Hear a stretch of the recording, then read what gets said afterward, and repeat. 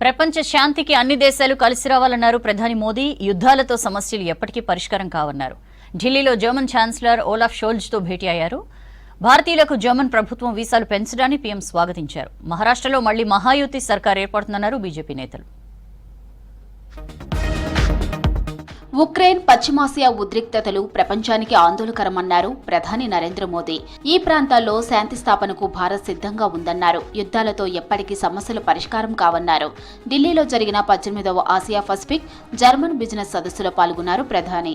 ఈ సందర్భంగా Germany chancellor Olaf షోల్జ్తో భేటీ అయ్యారు. యుఎన్ భద్రతా మండలి సహా అన్ని అంతర్జాతీయ సంస్థలో సంస్కరణలు అవసరమన్నారు మోదీ. यूक्रेन और पश्चिम एशिया में चल रहे संघर्ष हम दोनों के लिए चिंता के विषय है। भारत का हमेशा मत रहा है कि युद्ध से समस्याओं का समाधान नहीं हो सकता और शांति की बहाली के लिए भारत हर संभव योगदान देने के लिए तैयार है। इंडो पैसिफिक क्षेत्र में अंतर्राष्ट्रीय कानूनों के तहत फ्रीडम ऑफ नेविगेशन और रूल ऑफ लॉ सुनिश्चित करने पर हम दोनों एकमत हैं।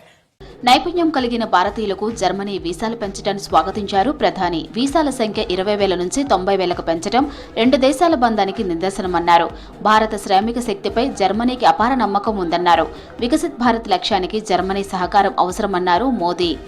जर्मनी ने स्किल्ड भारतीयों के लिए हर वर्ष मिलने वाले वीजा की संख्या 20,000 से बढ़ाकर 90,000 करने का फैसला किया है।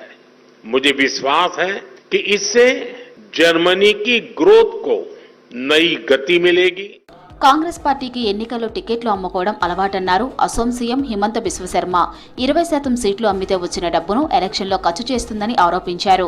జార్ఖండ్లో బీజేపీకి పటిష్టమైన కేడర్ ఉందన్నారు. జేఎంఎం నేతృత్వంలోని కూటమి పాలనతో ప్రజలు విసిగిపోయారన్నారు. అసెంబ్లీ ఎన్నికల తరువాత బీజేపీ ప్రభుత్వం ఏర్పడుతుందని ధీమా వ్యక్తం చేశారు హిమంత. 20% टिकट वो लोग ऑन पेमेंट दे देते हैं और वही पैसा से वो चुनाव लड़ने का कोशिश करता है। तो ये एक माना जाता है कि 100 टिकट अगर कांग्रेस देते हैं तो 20 टिकट कांग्रेस सेल करता है।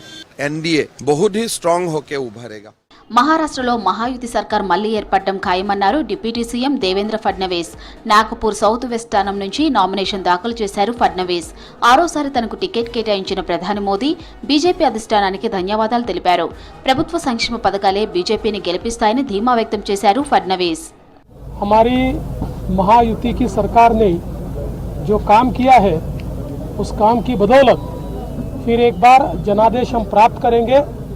महायुति की सरकार फिर एक बार महाराष्ट्र में आएंगी और नागपुर में हमारी सारी सीटें पूरे बहुमत के साथ जीतेगी, मेरा विश्वास. యూపీ బైపోల్స్ లో బీజేపీ అన్ని సీట్లు గెలుస్తుందన్నారు షహజాద్ పూనావాలా. ఎస్పీ గుర్తుపై కాంగ్రెస్ పోటీ చేయడంపై బీజేపీకి ఎలాంటి నష్టం ఉండదన్నారు.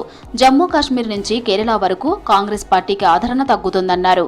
యూపీలో కాంగ్రెస్ కు సమాజ్వాదీ పార్టీ చితిపేర్చి అంత్యక్రియలు నిర్వహిస్తుందన్నారు పూనావాలా. कांग्रेस भी कच्चा नींबू बन चुकी है, राजनीति की कच्चा नींबू 12th मैन बन चुकी है. जम्मू कश्मीर से लेकर केरल तक कांग्रेस कच्चा नींबू है. उमर अब्दुल्ला कहते हैं आपको एक ही पद मिलेगा, मंत्रालय मिलेगा, लेना है तो लो. तो उमर अब्दुल्ला ने भी कांग्रेस को कच्चा नींबू बनाया. उसके बाद आप देखिए कि हरियाणा हो, पंजाब हो, दिल्ली हो, वहां पर भी कांग्रेस कच्चा नींबू जी ने उनको कच्चा नींबू बना दिया. केरल में किसी लेफ्ट पार्टी ने बोला कि नहीं प्रियंका जी के सामने कैंडिडेट होगा, वहां पर कच्चा नींबू. तो कांग्रेस राजनीति की जो कच्चा नींबू पार्टी बन गई है.